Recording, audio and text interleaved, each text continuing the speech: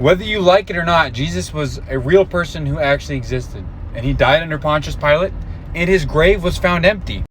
These are uncontroversial facts that even hardcore atheist scholars agree on. And we have a lot of evidence pointing to the fact that he was seen by multiple people after he died, alive. I don't understand why the burden of proof always has to be put onto the Christian. I think we should shift it back onto the atheists. So let's start with Christianity specifically. Where'd the body go? Sure, somebody could have taken it. Who took it? If the Jews took it, as soon as the political upheaval started, they would have shown proof of the body. They would have just gone, oh, there's Jesus. No need to freak out. We've got him.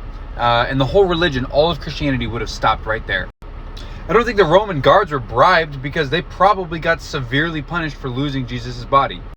And even if they were bribed, by the time that they realized how much of a problem it was creating for the Roman government, that this guy Jesus rose from the dead apparently, they would have come forward and come clean and told everybody what happened. And if the Christians stole the body to push a lie, why? They didn't gain power out of it. They didn't gain money out of it. Almost all of them died gruesome, brutal deaths for what they believed. And before they died, it's not like they lived a lavish lifestyle. They lived a lifestyle of poverty. It wasn't good to be a Christian at the time. I mean, go read about the Apostle Paul's life. That guy had absolutely no fun. So there's no motivation there either. Now let's look at theism in general.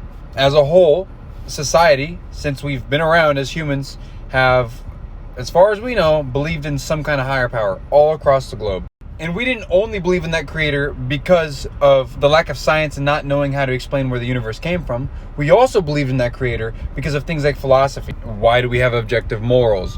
Why do we love each other? And what makes human life valuable? The gap between atheists and theists is a much larger gap than the gap between a Hindu and a Christian. We theists have had an answer to this question forever.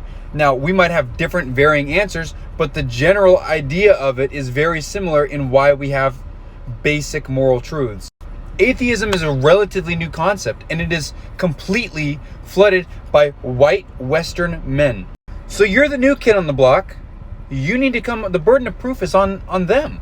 But what's more important than all of this debating, if we want to show people that our God is real, the number one thing we can do is to love our neighbor. So do that. Go love your neighbor, love God, repent, believe in the good news, and God bless.